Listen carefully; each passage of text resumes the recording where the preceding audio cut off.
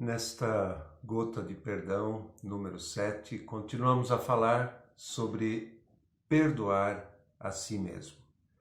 Que o Espírito Santo ilumine, lhe dê a luz necessária para entender esse ponto e o maravilhoso perdão de Deus, que é a base de todo perdão.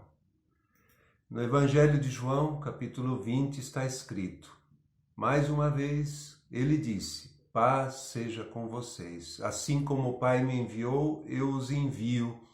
Então soprou sobre eles e disse: recebam o Espírito Santo.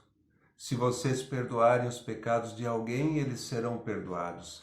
Se não perdoarem, eles não serão perdoados. Veja que o Senhor, ao lhes dar o Espírito, fala de perdão. Precisamos contar com a ação do Espírito Santo nessa questão de perdão. O Espírito Santo nos revela a verdade que nos liberta. Muitas pessoas estão presas à mentira de que não é possível perdoar, ou carregando uma falsa culpa. A ação do Espírito Santo traz luz e liberta. A palavra de Deus nos afirma que tudo podemos através de Cristo que nos fortalece. Anos atrás fui procurado por um jovem que havia perdido o pai recentemente e se debatia com um sentimento de culpa. Quando o pai era vivo, eles tiveram uma discussão e ele chegou a empurrar o pai para trás. Passado algum tempo, o pai adoeceu e veio a falecer. Como ele não havia pedido perdão ao pai, pelo empurrão sentia-se culpado. Eu o instruí a pedir perdão a Deus, dizendo que quando confessamos os nossos pecados a Deus, por causa do que Jesus fez, Deus nos perdoa. Mas ele ainda assim não ficou bem. Então fiz uma pergunta: se seu pai fosse vivo e você pedisse perdão a ele, ele o perdoaria? Ele respondeu que tinha certeza de que o pai o perdoaria. Então falei que se ele tinha certeza de que disso, não precisava mais ter esse sentimento de culpa. Naquele momento, o Espírito Santo operou e ele ficou em paz, ficou bem. Esta é a ação do Espírito Santo. Podemos e devemos contar com o poder e a atuação do Espírito Santo se estamos buscando perdão para alguma situação. Seja sobre pedir, seja sobre liberar perdão para alguém e seja também sobre liberar perdão para si mesmo. Está escrito também no Evangelho de João que é obra do Espírito Santo convencer, capítulo 16, convencer-nos de pecado, mostrar que temos pecado, mas é também obra dele levar-nos a ver Jesus e como o seu sacrifício foi suficiente para perdão de todos os nossos pecados.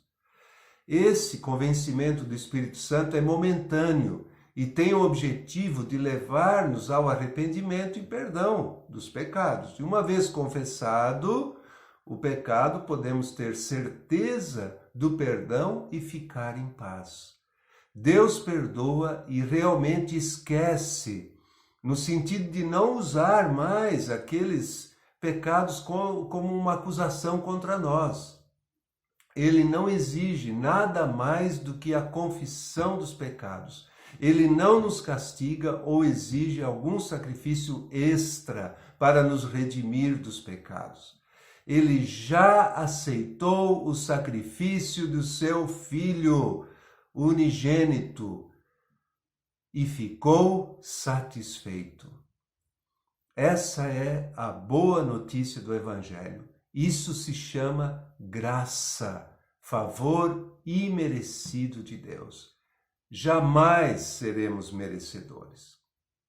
Na verdade, querer merecer o perdão de Deus é sinal de orgulho. Somos, por natureza, na verdade, merecedores do inferno e da condenação. Mas Deus é misericordioso e não nos dá o que merecemos, e é gracioso para nos dar o que não merecemos, no caso, o perdão e a salvação em Cristo Jesus. Pedro traiu Jesus, mas aceitou seu perdão e foi poderosamente usado nas mãos de Deus, com ousadia e confiança. Davi pecou gravemente, mas pediu perdão a Deus e foi restaurado. Entender a graça de Deus é aceitar o que não merecemos, mas parece mesmo uma coisa não muito justa.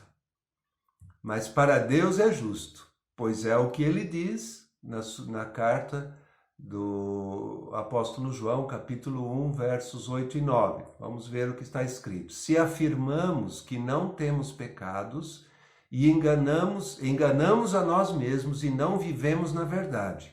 Mas se confessarmos os nossos pecados, ele é fiel e justo para perdoar nossos pecados e nos purificar de toda injustiça. Veja como é sério e como o próprio Deus está comprometido com a sua palavra. De certa forma, ele não seria fiel e não seria justo se não nos perdoasse. Havia uma dívida impagável que Jesus pagou por nós. Essa é a maravilhosa graça de Deus que salva pessoas miseráveis e não merecedoras como nós. Que coisa maravilhosa! O sangue de Jesus fez um trabalho maravilhoso, completo e perfeito. Deus não está mais à procura ou não está à procura de mais alguma coisa, de mais uma satisfação. Como o próprio Senhor disse, tudo está consumado. Nós nos perdoamos na medida em que realmente cremos nisso que foi apresentado, no perdão de Deus. Tudo depende da nossa compreensão de Deus e da sua forma de agir. Ele concede a graça, é benevolente e ele não quer que nos sintamos culpados. Ele conhece nossa estrutura, sabe que somos pó, como diz o Salmo 103. Não há nada mais atormentador do que o sentimento de culpa, mas o amor de Deus afasta o medo. Quanto mais perto estamos de Deus, menos medo haverá, porque Deus é amor. O Espírito Santo nos mostra nossos pecados para que os reconheçamos e os confessemos e sejamos perdoados para então seguir em frente e deixar o passado ser passado. Se depois de confessar os pecados houver acusação, ela vem de Satanás. Ele é o acusador dos irmãos, como está escrito em Apocalipse, capítulo 12. Por isso, se não nos perdoarmos, daremos espaço para ele nos prejudicar e prender em suas mentiras. Lembre-se, todas as acusações em cima de pecados confessados vêm de Satanás, nosso inimigo. Sejamos sensíveis ao Espírito Santo. Deixemos que a verdade de Deus penetre em nós e nos liberte. Veja o testemunho do irmão César, filho da irmã Benedita Braga. Meu nome é César e eu quero contar para vocês o que aconteceu comigo. Em 2005, quando eu tinha 33 anos, eu resolvi que eu queria ser batizado. Então, antes do meu batismo, a gente marcou uma reunião na casa da minha mãe. Estava presente a minha mãe, Dona Benedita, o pastor Francisco, Comunidade Cristã para a Família, eu e o meu padrasto, que era também Francisco.